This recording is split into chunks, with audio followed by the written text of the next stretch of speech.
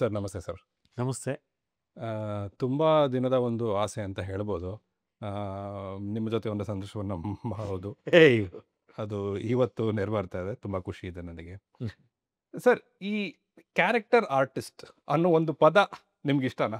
ನಾನು ಈ ಹಾಸ್ಯ ನಟ, ವಿಲನ್ನು, ಆಮೇಲಿಂದ ಇನ್ನೊಂದು ಅದು ಅದು ನನ್ನ ಕಲಾವಿದ ಅಷ್ಟೇ ನನಗೆ. ಏಕೆಂದರೆ ಸುಮಾರೊಂದು 12 ವರ್ಷ ನಿಮಗೆ ಯಾವುದೇ ನಾಟಕದಲ್ಲಿ ನಾಯಕ ಅಂತ ಅನ್ನಲ್ಲ, ಆ ಪಾತ್ರದ ಹೆಸರಿರುತ್ತೆ. ಹಿರಿಯ, ದಾರಿಹೋಕ, ಕಿರಿಯ, ಅಲ್ಲ ಅವನ ಹೆಸರು ಮಂಜಪ್ಪ, ಸಿದ್ದಪ್ಪ ಅಂಥವನು, ಈ ಥರದ ಹೆಸರಿರುತ್ತೆ. ಹಾಗಾಗಿ ನಮಗಲ್ಲಿ ಆ ಥರದ್ದು ಬರಲ್ಲ ನನಗೆ. ಹಾಗಾಗಿ ನನಗೆ ಪಾಪ ಅವ್ರಿಗೆ ಸಮಾಧಾನ ಆಗಬೇಕಲ್ಲ, ಅದು ಪೋಷಕನಾರು ಅಂದ್ಕೊಳ್ಳಿ, ಏನಾರು ಅಂದ್ಕೊಳ್ಳಿ, ನನಗೆ ಗೊತ್ತು, ನಾನು ಕಲಾವಿದ ಅಷ್ಟೇ. ಬಿಕಾಸ್ ಕರ್ಟನ್ ಕಾಲ್ ಟೈಮಲ್ಲಿ ಏನು ಹೇಳ್ತಾರೆ, ಈ ಪಾತ್ರದಲ್ಲಿ ಇವರು ಅಂತ ಹೇಳ್ತಾರೆ. ಅಷ್ಟೇ.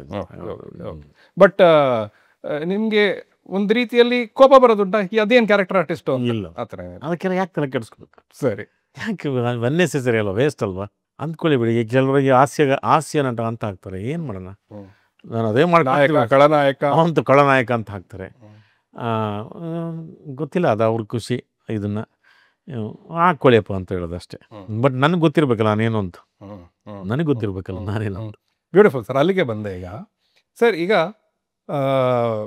ಎಲ್ರಿಗೂ ಅಥವಾ ಸುಮಾರು ಜನಕ್ಕೆ ನನ್ನಲ್ಲೂ ಒಬ್ಬ ನಟ ಇದ್ದಾನೆ, ನನಗೂ ನಟನೆ ಬರುತ್ತೆ, ಅಥವಾ ನಾನು ನಟಿಸಬಲ್ಲೆ, ನನಗೂ ನಟನೆ ಮಾಡಬೇಕು ಅಂತ ಆಸೆ ಇದೆ, ಈ ರೀತಿಯದ್ದು ಇರುತ್ತೆ. ಅಂದರೆ ಈಗ ಅಜ್ಞಾತವಾಸಿಗೆ ಹೋಗಬೇಕಾದ್ರೆ ನನಗಲ್ಲಿ ಒಂದು ರಿಲೇಷನ್ಶಿಪ್ ಸಿಕ್ತು. ಏನು ಅಂದರೆ ಅಲ್ಲೂ ಕೂಡ ಏನು ಮಾತಾಡ್ತಾರೆ ಟ್ರೈಲರಲ್ಲಿ ಅಂದರೆ ಅನುಮಾನದ ಬಗ್ಗೆ, ಪ್ರಮಾಣದ ಬಗ್ಗೆ, ಆಮೇಲೆ ಭಯದ ಬಗ್ಗೆ. ಈಗ ನಟನೆಗೂ ಅದು ಹೋಲತ್ತೆ ಅಂತ ನನ್ನ ಪ್ರಕಾರ.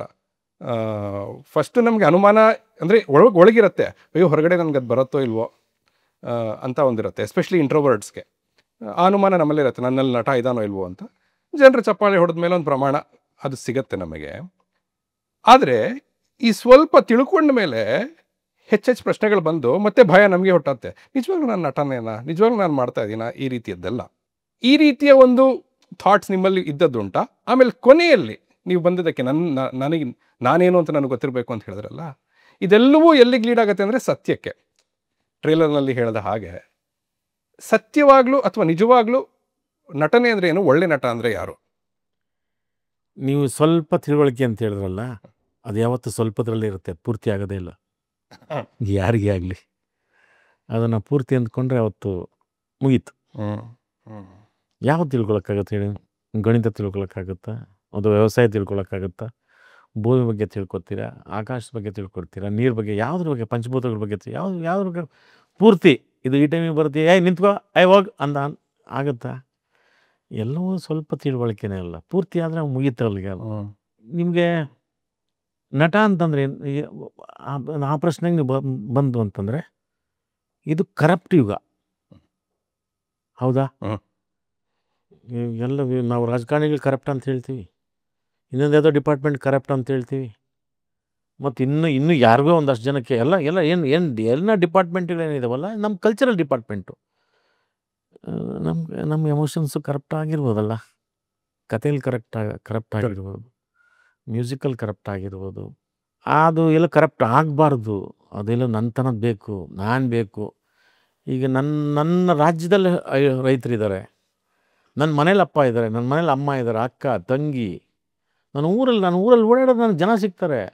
ಅದಲ್ಲದೆ ನಾನು ಮರ ಗಿಡ ಬಳ್ಳಿ ಕ್ರಿಮಿ ಕೀಟ ಎಲ್ಲ ನೋಡ್ತೀನಲ್ಲ, ಅದನ್ನು ನಾನು ನೋಡಿ ಕಲ್ತ್ಕೋಬೋದಲ್ಲ. ನಾನು ಅದನ್ನು ಹೇಳೋಕ್ಕೆ ಪ್ರಯತ್ನ ಮಾಡಬೇಕಲ್ವ? ಅಳು, ನಗು, ದುಃಖ, ಕೋಪ, ಅದು ನೀವು ಬೆಳಗ್ಗೆ ಎದ್ಬಿಟ್ಟು ಪ್ರಜಾವಾಣಿ ಓದಿದ್ರೆ ಸುಮ್ಮನೆ ಅಥವಾ ಪ್ರಜಾವಾಣಿ ಬೇಡ, ಯಾವ್ದು ಕಾದಂಬರಿ, ದುಃಖದಿಂದ ಬಂದಿದ್ದನು, ಬಾಗಿಲಲ್ಲೇ ನಿಂತಿದ್ದನು, ಅನುಮಾನಾಸ್ಪದವಾಗಿ ನೋಡಿ ಹಿಂದಕ್ಕೆ ಹೋದನು, ಮತ್ತೆ ಹೋಗುವುದು ಬೇಡ, ಅಲ್ಲೇ ನಿಮಗೆ ದುಃಖದಿಂದ ಬಂದನು ನೋಡಿ, ಅನುಮಾನಾಸ್ಪದವಾಗಿ ನೋಡಿದನು, ಹಿಂದಕ್ಕೆ ಹೋದನು, ಹೋಗಲೇ ಬೇಡ, ಇವೆಲ್ಲ ತುಡಿತ ಅಭಿನಯ ಅಲ್ಲೇ ಇದೆಯಲ್ಲ ನಿಮಗೆ. ಇದು ನಿಮ್ಮದು ಯಾಕೆ ಮಾಡ್ಕೊಳ್ಳೋ? ಯಾವುದೋ ಕೊರಿಯನ್ ಸಿನಿಮಾದೋ, ಯಾವುದೋ ತಮಿಳ್ ಸಿನಿಮಾದೋ, ಮತ್ತಾವುದೋ ಸಿನಿಮಾದೋ, ಅದನ್ನ ಯಾಕೆ ಮಾಡಬೇಕು? ಅಳು ಅಂದರೆ ನನ್ನ ಅಳು, ನೋವು ಅಂದರೆ ನಿಮ್ಮ ನೋವಾಗಬೇಕು, ನಟ ಆಕ್ಟ್ ಮಾಡ್ತಾ ಅದಾಗಬೇಕು. ನನ್ನ ಒತ್ತು ನಾನು ಇದುವರೆಗೂ ನಾನು ನಂಬ್ಕೊಂಡು ಮಾಡ್ಕೊಂಬಂದಿದ್ದು, ನಾನೊಬ್ಬ ಇನ್ಸ್ಪೆಕ್ಟರ್ ಪಾಠ ಮಾಡಿದೆ ಅಂದರೆ ಅದು ಚನ್ನಪಟ್ಟಣದವನ್ನೇನೋ ಗ್ರಾಮೀಣಾಭಿವೃದ್ಧಿ ಇದಾಗಬೇಕು, ಅಥವಾ ಯಾವುದೋ ಗುಲ್ಬರ್ಗದ್ದಾಗಬೇಕು, ಮತ್ತಿನ್ನೊಂದು ಯಾವುದೋ ಧಾರವಾಡದ್ದಾಗಬೇಕು. ಆ ಥರದಕ್ಕೆ ನಾನು ಟ್ರೈ ಮಾಡ್ತೇನೆ ಹೊರತು ಅಲ್ಲಿ ಯಾವುದೋ ಈಸಿಯಾಗಿ ನನಗೆ ಯಾವುದೋ ಸಿಗುತ್ತಲ್ಲ ಎರವಲು, ಅದನ್ನು ನಾನು ತೊಗೊಳಕ್ಕೆ ನಾನು ಯಾವತ್ತೂ ಇಷ್ಟಪಟ್ಟಿಲ್ಲ, ಅದು ನಾನು ಅಪ್ಲೈನೂ ಮಾಡಿಲ್ಲ. ಆದಷ್ಟು ಅಳು ಅಂದರೆ ಅದಕ್ಕೆ ಅಲ್ಲಿ ಕರಪ್ಟ್ ಆಗಕ್ಕೆ ನಾನು ಹೋಗಿಲ್ಲ. ಒಂದೊಂದು ಸರಿ ಹೌದು, ಈ ನಿಮಗೆ ನೀವು ಕಮರ್ಷಿಯಲ್ ಸೆಟಪ್ ಇದೆಯಲ್ಲ, ನಿಮಗೆ ಒಂದು ಕ್ಯಾರಿಕೇಚರ್ ಥರದ್ದು, ಅದು ಅದರಲ್ಲಿ ಬೇರೆ ಥರದ ಎಕ್ಸ್ಪೆರಿಮೆಂಟ್ ನಾನು ಮಾಡ್ಕೊಂಡು ಹೋಗಿದ್ದೀನಿ ಅದರಲ್ಲಿ. ಅದು ಬಿಟ್ಟರೆ ನಾನು ಆದಷ್ಟು ಅದರಲ್ಲೂ ನಿಮಗೆ ಇವಾಗ ಅಪ್ಪ ಅಂತಂದರೆ ಒಳ್ಳೆ ಅಪ್ಪ, ಕೆಟ್ಟಪ್ಪ, ಲೋಫರಪ್ಪ, ಸೋಮಾರಿ ಅಪ್ಪ, ಬೇವರ್ಸಿ ಅಪ್ಪ, ಕೋಪಿಷ್ಟ, ಹಂಗೇನೋ ತಕ್ಕೊಂಡು ಹೋಗಿ ಮೊದಲು ಸುಮ್ಮನೆ ಹಿಂಗೆ ಓಪನ್ ಮಾಡೋದು ಅಷ್ಟೇ. ಅದು ಇದು ಎಲ್ಲ ಇದು ನಾನೇನು ಕಂಡ್ಕೊಂಡಿದ್ದಲ್ಲ, ಇದಾವೆ ಪ್ರಪಂಚದಲ್ಲಿ, ಇದೇ ಪ್ರಪಂಚದಲ್ಲಿ ನೋಡ್ಬೇಕಷ್ಟೇ, ಸ್ವಲ್ಪ ಓದಬೇಕು ಅಷ್ಟೇ. ಸರ್, ಒಂದು ಕೆಲವು ಉಪಪ್ರಶ್ನೆಗಳು ಇದಕ್ಕೆ. ಈಗ ನೀವು ಹೇಳಿದ ಹಾಗೆ ಕಾದಂಬರಿಯಲ್ಲೋ ಅಥವಾ ಡೈರೆಕ್ಟರ್ ಕೊಟ್ಟ ಸ್ಕ್ರಿಪ್ಟಲ್ಲೋ ಎಕ್ಸ್ಪ್ರೆಷನ್ ಸಮೇತ ಬರೆದ್ಬಿಟ್ಟಿರ್ತಾರೆ, ಆಯಿತಾ? ಅದನ್ನು ಓದೋದು ಒಂದು, ಅದನ್ನು ಅರ್ಥ ಮಾಡ್ಕೊಳ್ಳೋದು ಒಂದು, ಆದರೆ ನನ್ನ ಮುಖದ ಮೇಲೆ, ನನ್ನ ದೇಹದ ಮೇಲೆ ಬರಬೇಕಲ್ಲ, ಅಲ್ಲೇ ಅಲ್ವಾ? ಸೊ ಅದಕ್ಕೆ ತಾಲೀಮೇ ಬೇಕು. ಆ ತಾಲೀಮ್ ಹೇಗೆ ಮಾಡೋದು ಅಂತ ಅಂದರೆ, ನನ್ನಲ್ಲಿ ಅಳು ಬರೆಸ್ಬೇಕು ಅಂದರೆ ಹೆಂಗೆ ಬರ್ಸೋದು? ನಾನು ಜೀವನದಲ್ಲಿ ನಕ್ಕಿರ್ತೀನಿ.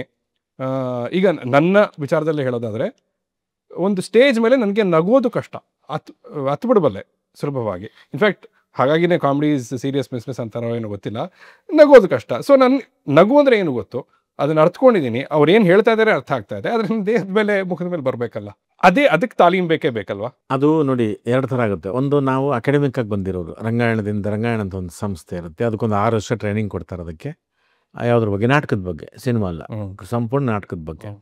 ಒಂದು ಈಗ ಒಬ್ಬ ಈಗ ಹಿಂದೆ ನಾವು ಇದೇನೋ ಎಂಥದ್ದು ಅಕಾಡೆಮಿಕ್ ಆಗಿಲ್ಲ, ಏನಿಲ್ಲ, ಸುಮಾರು ಒಂದು 30-40 ವರ್ಷ ಹಿಂದೆ ಯಾವುದೋ ಇಂಗ್ಲೀಷ್ ಸಿನಿಮಾಗಳು ನೋಡಿಕೊಂಡು, ಆದರೆ ನಾಟಕಕ್ಕೆ ಹಂಗಾಗಿಲ್ಲ. ನಾಟಕ ಸ್ವತಃ ಈಗ ಶೇಕ್ಸ್ಪಿಯರ್ ನಾಟಕಗಳು ಮಾಡಿದ್ದಾರೆ, ಕನ್ನಡದ ನಾಟಕಗಳು ಮಾಡಿದ್ದಾರೆ. ಅದರ ಆಧಾರವಾಗಿ ಇಟ್ಕೊಂಡು ನಮಗೆ ಅದಕ್ಕಿಂತ ಮುಂಚೆ ನಾಟಕದ ಪರಂಪರೆ ನಮ್ಮ ಕಂಪ್ನಿ ನಾಟಕದ್ದಿದೆ. ನಿಮಗೆ ಪುರಾಣದಲ್ಲಿ ಕಲ್ಪಿಸ್ಕೊಂಡು ಎಲ್ಲವನ್ನು ಭಾವ ಥರದ್ದು ಬೇರೆ, ಅದು ಪುರಾಣಕ್ಕೆ ಸಂಬಂಧಪಟ್ಟಿದ್ದು ನಿಮಗೆ. ಇವಾಗ ಅದು ನಮ್ಗೆ ಅದೊಂದಷ್ಟು ವರ್ಷ ನಮ್ಗೆ ಮಾಡಿಬಿಡುತ್ತೆ. ಈಗ ದುರ್ಯೋಧನ ಅದು ನೀವು ಕಲ್ಪಿಸ್ಕೊಂಡೇ ಮಾಡಬೇಕು, ಅದು ವಾಸ್ತವದಲ್ಲಿ ಅದನ್ನು ನೆನಪಿಸ್ಕೊಂಡು ಮಾಡಬೇಕು, ಅದು ಕಲ್ಪನೆಗೆ ಸಂಬಂಧಪಟ್ಟಿದ್ದದು. ಅರ್ಥ ಆಯ್ತಾ? ಇನ್ನು ವಾಸ್ತವದಲ್ಲಿ ಅದನ್ನೇ ತೊಗೊಳ್ಳಿ. ನಿಮಗೆ ಯಾರೋ ಒಬ್ಬ ರೌಡಿ ಪಾತ್ರ ಮಾಡ್ತೀರಾ ಅಂತಂದರೆ, ಸರ್ ಅವ್ನು ಸಿಟಿ ಮಾರ್ಕೆಟ್ ರೌಡಿ ಇರ್ತಾನೆ, ಅವ್ನಿಗೆ ನೆಟ್ಟಿಗೆ ಮಾತು ಬರಲ್ಲ, ಅವ್ನಿಗೆ ಬರೀ ಬಡ್ಡಿ ದುಡ್ಡು ಆಡ್ಸ್ಕೊಂಡು ಕಾರಣ ಬರ್ತಾರೆ, ಬರೀ ಬರ್ತಾರೆ, ದೊಡ್ಡ ಹತ್ತಿರ್ತಾನೆ, ಅವ್ನು ಸಿಗ್ತಾನೆ ನಿಮಗೆ. ದುರ್ಯೋಧನ ಸಿಗಲ್ಲ. ಗಾಂಭೀರ್ಯ ನಡೆದಿಂದ ಬಂದು ಸುತ್ತಲೂ ನೋಡಿ, ಅದೇ ಧೀರತ್ವದಲ್ಲಿ ಮುಂದೆ ಸಾಗಿ ಹಾಗೆ ಒಂದು ತಲೆ, ಇವೆಲ್ಲನೂ ಇದು ಗಾಂಭೀರ್ಯದಲ್ಲಿ ನೋಡಿ. ಅಂದರೆ ಒಬ್ಬೊಬ್ಬ ಡೈರೆಕ್ಟ್ರು ಒಂದೊಂದು ಗಾಂಭೀರ್ಯ ತೋರಿಸ್ಕೋಕೆ ಹೋಗೋದು ನಿಮಗೆ. ಅದ್ರದ್ದು ಗಾಂಭೀರ್ಯ ನನಗೆ ಅಷ್ಟು ಬೇಡಪ್ಪ, ಇಷ್ಟೇ ಸಾಕು ಅನ್ಬೋದು. ಇಲ್ಲ ಕಣೆ, ನಿಂಗೆ ಸೊಂಟ ನೋವಿದೆ ಕಣೆ, ಅಷ್ಟೊಂದು ಗಾಂಭೀರ್ಯ ಮಾಡೋಕ್ಕಾಗಲ್ಲ, ಗೊತ್ತಿಲ್ಲ ಅದು ಯಾರ್ಯಾರು ಬಂದಂತ ಇದಾಗುತ್ತೆ. ಆದರೆ ಒಂದು ಅಕಾಡೆಮಿಕ್ಕಾಗಿ ಬಂದಾಗ ನೀವು ನಿಮ್ಗೊಂದು ಇವಾಗ ಎಲ್ಲದಕ್ಕೂ ಅದು ಬಂದಿದೆ. ಅಡುಗೆ ಮಾಡೋದಕ್ಕೆ ನಿಮ್ಮ ಸ್ಕೂಲ್ ಬಂದಿದೆ, ಡಾಕ್ಟ್ರ್ ಆಗೋದಕ್ಕೆ ಒಂದು 5 ವರ್ಷ ಓದಬೇಕು, ಇಂಜಿನಿಯರ್ ಆಗೋದಕ್ಕೆ ಒಂದು ಅಷ್ಟು ವರ್ಷ ಓದಬೇಕು. ಏನಿಲ್ಲ ಬೇರೆ ಥರದ್ದು ಯಾವುದೋ ಒಂದು, ಈಗ ಬಟ್ಟೆ ಹೊಲಿಯೋದು ಕಲ್ತ್ಕೋಬೇಕಾದ್ರೆ ಒಂದು ಅಷ್ಟು ಕೆಲಸ ಮಾಡ್ಕೋಬೇಕು. ಇದೇನು ಬರೆದ ಕಾಲಕ್ಕೆ ಯಾರು ಗೊತ್ತಿದ್ದನು ವಿದ್ಯೆ ಕಲಿಸ್ತಾ ಇದ್ದ ನಿಮಗೆ. ಆದರೆ ಅದೆಲ್ಲದಕ್ಕೂ 60 ವರ್ಷ ಆಮೇಲೆ ನೀವು ರಿಟೈರ್ಡ್ ಅಂತಾರೆ. ಅದಕ್ಕೆ ರಿಟೈರ್ಮೆಂಟ್ ಇಲ್ಲ. 90 ವರ್ಷ ಆದ್ರೆ ಆ್ಯಕ್ಟ್ ಮಾಡ್ಬೋದು, 100 ವರ್ಷ ಆದ್ರೆ ಆ್ಯಕ್ಟ್ ಮಾಡ್ಬೋದು. ಇದಕ್ಕೆ ಯಾಕೆ ನೀವು ಅದೆಲ್ಲ ತಿಳ್ಕೊಳಕ್ಕಾಗಲ್ಲ? ಅಕಾಡೆಮಿಕ್ಕಾಗಿ ತಿಳ್ಕೊಬೋದಲ್ವ? ಒಂದು ಕಡೆ ಒಬ್ಬ ಬ್ಯಾಲೆ ಡ್ಯಾನ್ಸರ್ ಒಂದು ಬ್ಯಾಲೆ ಮಾಡ್ತಾನೆ ಅಂದರೆ 10 ವರ್ಷ ಟ್ರೈನಿಂಗ್ ತೊಗೋತಾನೆ. ಆಮೇಲಿಂದ 10 ವರ್ಷ ಆದಮೇಲೆ ನೀನು ಹೋಗಪ್ಪ ಡ್ಯಾನ್ಸ್ ಮಾಡ್ಬೋದು, ನೀನು ಜನಕ್ಕೆ ಹೌದು ನಿನ್ನ ದುಡ್ಡು ಕೊಟ್ಟರು ನೀನು ಅವ್ರಿಗೆ ಮೋಸ ಮಾಡಲ್ಲ, ಹೋಗು ಅಂತ ಕಳಿಸ್ತಾರೆ. ಈಗ ನಿಮ್ಗೆ ಅದ್ರ ಮೊದಲಿಗೆ ಅದನ್ನೆಲ್ಲ ಆ ಗ್ರಂಥಗಳನ್ನು ಓದ್ಕೊಂಡು ಅವನದನ್ನು ಕಲ್ಪಿಸ್ಕೊಂಡು, ಒಂದು ಇರೋದಾತ್ತ ನಡೆ ಅಂದ್ರೇನು, ಬರದಿಂದ ಬಂದನು, ಶೌರ್ಯದಿಂದ ಭೂಮಿ ನಡುಗುವಂತೆ ಓಡಿದನು ಅಂದ್ರೆ ಅದನ್ನೆಲ್ಲ ಕಲ್ಪಿಸ್ಕೊಂಡು ಮಾಡ್ತಿದ್ರು. ಈಗ ಅದನ್ನು ಹೌದಲ್ವಾ ಹಿಂಗೆ ಮಾಡು ಅಂತ ಅನ್ಬೋದು. ಅವನದನ್ನು ಕಲ್ಪಿಸ್ಕೊಂಡು ಬೇರೆ ಯಾವ್ದನ್ನ ಕಲ್ಪಿಸ್ಕೊಂಡು ಮಾಡ್ಬೋದು. ಅವಾಗ ಹೇಳ್ತಾರೆ, ಇಲ್ಲ ಅದು ನೋಡಿ ಇನ್ನೂ ಸ್ವಲ್ಪ ಯೋಚನೆ ಮಾಡು, ನಿನ್ನ ಥರ ಮಾಡು, ಮಾಡ್ಕೋ ಅದನ್ನು ಅಂತ. ಅದನ್ನು ಮಾಡಿಕೊಂಡ್ರೆ ಅವಾಗ ಹೌದಲ್ವಾ ನಂತರನೇ ಮಾಡ್ಬೋದಲ್ಲ. ನಾನು ಹೌದು ಒಂದು ಓಡೋದು ನಂತರ ಯಾಕೆ ಕೊಡಬಾರ್ದು? ನಾನು ಯಾವುದೋ ಬೇರೆ ಯಾವುದು ಇರೋ ಆರಾಮಾಗಿ ಓಡಿದ್ದನ್ನು ಹಿಂಗೆ ಯಾಕೆ ಕೊಡಬೇಕು? ಅದನ್ನು ಅವ್ನು ಯಾಕೆ ಹಂಗೆ ಓಡ್ತಾನೆ? ನಿಮಗೆ ಉದ್ದೇಶ ಅದರ ಸಾಫಲ್ಯ ಕರೆಕ್ಟಾಗಿದ್ದರೆ ನೀವು ಅದನ್ನು ನಿಮ್ಗೆ ಅರ್ಥ ಸಿಗುತ್ತೆ, ಅದ್ರ ಭಾವ ಸಿಗುತ್ತೆ. ಇಲ್ಲ ಕಣೆ ನನಗೆ ಅದು ಏನೋ ಬೇಕು ಅಂತಂದರೆ ಅದು ಬೇರೆ ಆಗುತ್ತೆ. ಈ ಎಲ್ಲ ಅಂಶಗಳಿಂದ ನೀವು ನಗುವನ್ನು ಅದನ್ನು ಸ್ವಲ್ಪ ಅದನ್ನು ಅಕಾಡೆಮಿಕ್ ಆಗಿ ತೊಗೊಂಡ್ರೆ ನೀವು ಕಲಿಸ್ತಾ ಹೋಗ್ಬೋದು. ಇಲ್ಲ ಅಂತಂದರೆ ನೀವು ಎಲ್ಲಿಂದ ನೋಡಿರ್ತೀರಲ್ಲ ಅದನ್ನು ಸೀದಾ ಅಪ್ಲೈ ಮಾಡ್ತೀರಾ. ನನಗೆ ಅದು ಯಾವುದೋ ಪಿಕ್ಚರ್ ಹಂಗೆ ಹತ್ತಿದ್ದ ಕಣೆ ಅಂಗಳು ಅಂತ. ಅವನು ಯಾಕೆ ಅವನು ಅತ್ತ ಅವನೇನು ಕಾಡಲ್ಲಿದ್ನ ನಾಡಲ್ಲಿದ್ನ ಅವ್ನಿಗೆ ಅಳು ಏನು ಊಟದಾಗಿಂದ ಬಂತ ಅದನ್ನು ತೆಗೆದಿಲ್ಲ ಯಾವುದೋ ಪಾತ್ರಕ್ಕೆ ಅಪ್ಲೈ ಮಾಡಿದ್ರೆ ಹೆಂಗಾಗುತ್ತೆ? ಮಿಸ್ ಆಗೋದು ನಾನು ಹೆಂಗೆ ಮಿಸ್ ಆಗುತ್ತೆ ಅಂತ. ಅದೀಗ ನೀವು ಹತ್ಬಿಡಪ್ಪ ಅಂದ ತಕ್ಷಣ ನೀವು ಯಾಕೆ ಕಳ್ತೀರ ಅನ್ನೋದು ಸಬ್ ಟೆಕ್ಸ್ಟ್ ಇದೆಯಲ್ಲ. ನಿಮ್ಮಮ್ಮ 3 ತಿಂಗಳಾಗಿದೆ ಕಣ ಸತ್ತು, ಆ ದುಃಖ ನಿಂಗಿನ್ನೂ ಹೋಗಿಲ್ಲ, ಹಾಗಾಗಿ ಈಗ ನೋಡು ನೀನು ಹೋಗ್ತಿರ್ತೀನಿ ನಮ್ಮ ಅಮ್ಮನ ನೆನಪಾಗೋದು ದುಃಖ ಆಗೋದು ಕಣಯ್ಯ ಅಂತ. ನಿಮ್ಮಮ್ಮ ಸತ್ರು ಕಣೋ, ನಿನ್ನ ಕಣ್ಮುಂದೆ ಸತ್ಬಿಟ್ರು ಅಂದ್ರೆ ಅವಾಗಳು ಬೇರೆ ಇರುತ್ತೆ, ನೆನಪಿಸ್ಕೊಂಡು ಹೇಳೋದು ಬೇರೆ ಇರುತ್ತೆ. ಇವೆಲ್ಲ ಬದುಕಿನಲ್ಲಿ ನೋಡಿರ್ತೀವಿ. ಇವಾಗ ನೀವೇ ನಿಮ್ಮನ್ನು ಆತ್ಮಾವಲೋಕನ ಮಾಡ್ಕೊಳ್ಳಿ, ಆತ್ಮವಿಮರ್ಶೆ ಮಾಡ್ಕೊಳ್ಳಿ. ನಾನು ಬೆಳಗ್ಗೆ ಎದ್ದು ಖುಷಿಯಿಂದಿದ್ದೆ, ಒಂದು ದಿವಸ ಬೇಜಾರಿಂದ ಇದ್ರಿ, ಅದು ನಿಮ್ಮಲ್ಲಿ ಗೊತ್ತಿರುತ್ತಲ್ವ ನಿಮಗೆ. ನಿಮ್ಮನ್ನು ನೀವು ನೋಡ್ಕೊಂಡಾಗ ನಿಮ್ಮನ್ನು ನೀವು ನೋಡ್ಕೊಳ್ಳೋಕೆ ಅವಕಾಶನ ಸಿಕ್ಕಿದಾಗ ನೀವು ಇನ್ನೊಬ್ಬರಿಗೆ ಹೋಗ್ಬೇಕು ಅಲ್ವಾ. ನಮ್ಮಲ್ಲಿ ಆಗೋದೇನಪ್ಪ ಅಂದ್ರೆ ನಮ್ಮನ್ನು ನಾವು ನೋಡ್ಕೊಳ್ಳಲ್ಲ, ನೋಡ್ಕೋಬೇಕಲ್ವ. ಅವಾಗ ನಿಮಗೆಲ್ಲ ಈಗ ಒಂದು ದಿನಕ್ಕೆ 24 ಗಂಟೆ 12 ಗಂಟೆ ಹೊರಗಿನ ಪ್ರಪಂಚದಲ್ಲಿ ಇರ್ತೀರ. ಎಷ್ಟು ನೋಡಲ್ಲ, ಎಷ್ಟು ಕೇಳಿಸ್ಕೊಳ್ಳಲ್ಲ. ಕನ್ನಡ ಭಾಷೆ ಬರುತ್ತೆ, ಎಷ್ಟೊಂದು 150 ಪದ ಬಳಸ್ತೀರ ದಿನಕ್ಕೆ. ನೀವು ಪುಣ್ಯವಂತರು, ನೀವು ಶ್ರೀಮಂತರು. ನೀವು 150 ಪದ ಬಳಸ್ಬಿಟ್ರೆ ಬಳಸಿರಲ್ಲ. ಬಾ ಕುತ್ಕೋ, ಏನೋ ಊಟ ಆಯ್ತಾನೋ ತಿಂಡಿ ಆಯ್ತಾನೋ, ಹೌದಾ, ಏನೋ ಸಮಾಚಾರ, ಎಲ್ಲಿದೆಯೋ, ಹೌದಾ, ಬರ್ಲಾ ಬಾಯಮ್ಮ. ಅಮ್ಮಮ್ಮ ಅಂದರೆ 30 ಪದಕ್ಕೆ ಹೋಗ್ಬೋದು, 40 ಪದಕ್ಕೆ ಹೋಗ್ಬೋದು ಅಷ್ಟೇ. ನೀವು 100-150 ಪದ ಬಳಸ್ಬಿಟ್ರೆ ಅದೆಲ್ಲಿ ಸಿಗುತ್ತೆ ನಿಮಗೆ ಆ ಪದಗಳು? ಒಬ್ಬ ನಟನಿಗೆ ಈಗ ಯಾರೋ ನಿಮ್ಗೊಂದು ಡೈಲಾಗ್ ಶೀಟ್ ಕೊಡ್ತಾರೆ ಅಂತಂದರೆ ನಿಮ್ಗೊಂದಷ್ಟು ಪದಗಳು ನಿಮ್ಗೆ ಗೊತ್ತಿದ್ರೆ ನಿಮ್ಗೆ ಸಲೀಸಾಗುತ್ತಲ್ವ, ನಿಮ್ದಾಗತ್ತಾಗ ಮಾತು, ಹೌದಲ್ವಾ. ನಿಮ್ಗೆ ಅದು ಗೊತ್ತೇನಿಲ್ಲ ಅಂದರೆ ಅರ್ಥ ಗರ್ಭಿತ ಅಂದ್ರೇನೋ ಅಂತ ಅವ್ನು ಕೇಳಬೇಕಾಗುತ್ತೆ. ಅದು ನಿಮ್ಮ ಕಿವಿಗೆ ಬಿದ್ದಿದ್ರೆ ನಟನಾದವನು ಅದನ್ನು ಅಷ್ಟೇ ಓದಬೇಕು, ಕೇಳಿಸ್ಕೋಬೇಕು, ನೋಡಬೇಕು. ಪಂಚೇಂದ್ರಿಗಳನ್ನ ಜಾಗೃತ ಮಾಡಿಸ್ಬೇಕು ಅಷ್ಟು, ಏನಿಲ್ಲ. ಅದನ್ನು ಇಲ್ಲ ಇದನ್ನು ಓದ್ಬಿಟ್ಟೆ ಬರುತ್ತಾ? ಇಲ್ಲ, ನೋಡಿ ಬಂದಿದೆ, ಕೇಳಿಸ್ಕೊಂಡು ಬಂದಿದೆ. ಹಿಂದಿನವರು ಈಗ ನೀವು ನನಗೆ ಬಂದರೆ ಹಾರ್ಮೋನಿಯಂ ಬಿಟ್ಬಿಟ್ಟು ನೋಡಿ ಇಲ್ಲಿ ಸಾ ಇಲ್ಲಿ ಬಾರೋ, ಈ ಮನೆಗೆ ಬಾರೋ, ಈ ಮನೆಗೆ ಬಾರೋ ಇಲ್ಲಿ ನೋಡೋ, ಇಲ್ಲಿ ಬಾ ಇಲ್ಲಿ ಬಾ ಅವ ಬಂದ ಇಲ್ಲೇ ಆಡು ಅಂತ ಹಂಗೆ ಕಲಿಸಿದ್ದಾರೆ. ಡೈಲಾಗ್ ಅವ್ನು ಓದಕ್ಕೆ ಬರಲ್ಲ, ಅದು ಹೇಳ್ಕೊಟ್ಟಿದ್ದಾರೆ. ಅದಕ್ಕೆ ಹೋಗಿ ತಲೆಗೂ ಮನುಷ್ಯನ ಗುಣ ಅದು. ಸರ್, ಈಗ ಅಲ್ಲಿಂದನೇ ಅದೇ ಉಪಪ್ರಶ್ನೆಗಳಂತ ಹೇಳಿದ್ನೆಲ್ಲ ಇವೇನೆ. ಒಂದು ಥಾಟ್ ಪ್ರಾಸೆಸ್ ಏನು ಅಂದ್ರೆ, ನಟನೆಯಲ್ಲಿ ಮೊದಲ ಹೆಜ್ಜೆನೆ ಅನುಕರಣೆ ಅಂತ. ಅನುಕರಣೆ ಮಾಡ್ತಾ ಸರಿ ನೀನು ಆಮೇಲೆ ಅಕಾಡೆಮಿಕ್ ಆಗಿ ಹೋಗು, ಅದರಲ್ಲಿ ನೀನೊಂದು ಪ್ರೌಢತೆ ಬರುತ್ತೆ ನಿನಗೆ and all of that. So ನೀವು ಹೇಳಿದ ಹಾಗೆ ಪ್ರಾಯಶಃ ಈಗ ಏನಾಗ್ಬಿಟ್ಟಿದೆ ಅಂದ್ರೆ, ಸುಮಾರು ಜನ ಇದೇನು ಅವರ ಬಗ್ಗೆ ಕ್ರಿಟಿಸಿಸಮ್ ಅಂತಲ್ಲ, ಬಟ್ ಆ ಅನುಕರಣೆ ಸ್ಟೇಜಲ್ಲಿ ನಿಂತ್ಬಿಟ್ಟಿದ್ದಾರೆ. ಅವ್ರು ಹಂಗೆ ಮಾಡಿದ್ರು, ಇವ್ರು ಹಂಗೆ ಮಾಡಿದ್ರು, ಸರಿ ನೀವು ಹೇಳಿದ ಹಾಗೆ ಓಕೆ ಆ ಫಿಲಮಲ್ಲಿ ಹಾಗತ್ರು, ನಾವು ಹಿಂಗೆ ಆಡೋಣ, ಆ ಫಿಲಮಲ್ಲಿ ಹೀರೋ ಹಾಗೆ ಓಡ್ದ, ನಾವು ಹಾಗೆ ಓಡೋಣ. ಪ್ರಾಯಶಃ that is what I am taking back. ಅಲ್ಲಿಗೆ ನಿಂತ್ಬಿಟ್ಟಿದ್ದಾರೆ ಅಂತ. ಅನುಕರಣೆ ಮೊದಲನೇ ಹೆಜ್ಜೆ ಸರಿ, ಬಟ್ ಅದಾದ್ಮೇಲೆ ಹೆಜ್ಜೆಗಳು ಇಟ್ಟಿಲ್ವೇನೋ ಅಂತ ಒಂದು ಆಲೋಚನೆ ಬಂತು ನೀವು ಹೇಳಿದ್ಮೇಲೆ ನನಗೆ. ಅಲ್ಲ, ಮಿಮಿಕ್ರಿ ಮಾಡೋದಿದೆಯಲ್ಲ, ಅದು ವೃತ್ತಿನೇ ಆಗ್ಬಿಟ್ಟಿದೆ ಈಗ. ನಟರನ್ನ ಏನೋ ಅನ್ಕರಿಸ್ತೀವಿ, ಅವ್ರು ಏನೋ ಮಾಡಿದ್ರೆ ಅದು ಮಿಮಿಕ್ರಿ ಮಾಡ್ತಿರೋದು. ಈ ಪಾತ್ರಕ್ಕೆ ಅಂತ ಬಂದಾಗ ಅನುಕರಿಸು, ಯಾರನ್ನ ಯಾರು ನೋಡಿದಂಥವಳು ನೀನು ಅನುಕರಿಸು. ಅದು ಪಾತ್ರದ ಅವಶ್ಯಕತೆ ಇದ್ದಾಗ ಸುಮ್ಮನೆ ಅದಕ್ಕೆ ಹೆವಿ ಮಾಡಿಬಿಟ್ಟು ಇದಕ್ಕೆ ಈ ಥರ ಮಾಡಿ ಅದು ಪ್ರಯೋಜನ ಆಗಲ್ಲ. ಅದಕ್ಕೆ ಪಾತ್ರದ ಉದ್ದೇಶ ಆಗಿ ಬರಬೇಕು ಅಂದರೆ ನೀವೆಲ್ಲ ಅವಾಗ ನೀನು ನೋಡಬೇಕಾಗತ್ತೆ, ಅವಾಗ ಯೋಚಿಸ್ಬೇಕಾಗತ್ತೆ. ನಟನಾದವನು ಹಂಗೆ ಮಾಡ್ಕೊಂಡು ಹೋದಾಗ ನೀವು ಏನೋ ಸ್ವಲ್ಪ ಬೇರೆ ಸಿಗುತ್ತೆ ನಿಮಗೆ. ನಮ್ಮ ಗುರುಗಳು ಬೇಕಾರ ಅಂತ ಯಾವಾಗ ಹೇಳಿದ್ರು, ಅದನ್ನು ಮಿಮಿಕ್ರಿ ಮಾಡೋದಿದೆಯಲ್ಲ ಅದನ್ನು ಆದಷ್ಟು ಮಾಡಬೇಡಿ, ಸ್ವಂತವಾಗಿ ಯೋಚನೆ ಮಾಡಿ. ಈಗ ನಾನು ಮಿಮಿಕ್ರಿ ಮಾಡ್ತೀನಿ ಅಂತಂದರೆ ಅವ್ರು ಮುದುಕನ ಪಾತ್ರ ಮಾಡಿದ್ರೆ ಬಾಲಕೃಷ್ಣ ಅಂತ ಹಾಕ್ಬಿಡ್ಬೋದಲ್ಲ, ಬಾ ಕುಂತ್ಕೋ ಹೋಗೋ ಅಂತ ಅಂದ್ಬಿಡ್ಬೋದು. ಇನ್ನೊಬ್ರದ್ದು ಏನೋ ಒಂಥರದ್ದು ಅವ್ನು ಮಾಡ್ಬಿಡು. ಹಿಂಗೆ ಅದ್ಯಾಕೆ ಮುದುಕ ಅಂದರೆ ನೋಡಿ, ನೀನು ಬೇರೆ ಮುದುಕ ನೋಡು. ಆ ಪಾತ್ರದಲ್ಲಿ ಅವ್ನು ಕೊಟ್ಟಿರ್ತಾನಲ್ಲಪ್ಪ, ಅದ್ರ ನೀವು ಕತೆ ಓದಿದ್ರೆ, ನಿಮ್ಗೆ ಒಂದು ನಾಟಕ ಓದಿದ್ರೆ ಬರೆದಿರ್ತಾರೆ. ಆ ಮುದುಕ ಹೆಂಗಿರ್ತಾನೆ, ಅವ್ನು ಕ್ಯಾರಿಕೇಚರ್ ಏನು ಕತೆ, ಅವನು ಉಬ್ಸ ಇರ್ತದ, ಕಣ್ಣು ಕಾಣಲ್ವಾ, ಕಾಲು ನೋವು ಇರ್ತದ, ಮಂಡಿ ನೋವು ಇರ್ತದೆ, ಸೊಂಟ ನೋವು ಇರ್ತದೆ, ಏನು ಕೇಳೋದು ಸಿಗುತ್ತಲ್ಲ ಅಲ್ಲಿ. ಅವ್ನು ನಡಿಗೆ ಸೊಂಟ ನೋವಿದ್ರೆ ನಡಿಗೆ ಸಿಗುತ್ತಪ್ಪ, ಏನೂ ಇಲ್ಲ. ಅವನು 90 ವರ್ಷದ ಮುದುಕ ಹಂಗೆ ಗುಂಡು ಕಾಲೋದಂಗೆ ಹೋಗ್ತಾನೆ, ಹುಲಿ ಹೋದಂಗೆ ಹೋಗ್ತಾನೆ ಅಂದರೆ ಅದು ಪಾತ್ರ ಅಲ್ವಾ. ಅದನ್ನು ಸಬ್ ಟೆಕ್ಸ್ಟ್ ಅಂತ ತಿಳ್ಕೊಬೇಕು. ಸಬ್ ಟೆಕ್ಸ್ಟ್ ಅಂತ ತಿಳ್ಕೊಂಡಾಗ ಹೋದಾಗ ನಮಗೆ ಅನುಕರಣೆ ಇದೆಯಲ್ಲ, ಅದು ಯಥಾವತ್ತು ಯಾರೋ ಮಾಡಿದ್ರೆ ಅನುಕರಣೆ ಮಾಡಬಾರ್ದು. ಅದಕ್ಕೆ ಅಲ್ಲಿ ಕರಪ್ಟ್ ಆಗಬಾರ್ದು ಅಂತ ಹೇಳೋದು. ಅದನ್ನು ನಾನು ಯೋಚನೆ ಮಾಡಬೇಕು. ಈಗ ನಾವು ರಾಜ್ಕುಮಾರ್ನ ಯಾಕೆ ಅವಾಗೂ ಮೆಚ್ಕೊಂಡ್ವಿ, ಈಗಲೂ ಮೆಚ್ಕೋತೀವಿ ಅಂತಂದರೆ, ರಾಜ್ಕುಮಾರ್ ಬಂದ ಕಾಲಕ್ಕೆ ವೆಸ್ಟರ್ನ್ ಸಿನಿಮಾಗಳು ಬಂದಿರಲಿಲ್ಲ ಆವಾಗ. ಆಮೇಲೆ ಬರ್ತಾ ಬರ್ತಾ ಕೊನೆಗೆ ವೆಸ್ಟರ್ನ್ ಸಿನಿಮಾಗಳು ಬಂದರು. ರಾಜ್ಕುಮಾರ್ ಅದನ್ನು ಮಾಡೋಕ್ಕೆ ಹೋಗಲಿಲ್ಲ. ರಾಜ್ಕುಮಾರ್ ಕಂಪ್ನಿಯಿಂದ ಏನು ಬಂದು ಅದ್ರ ಶುದ್ಧತ್ವ ಅದು.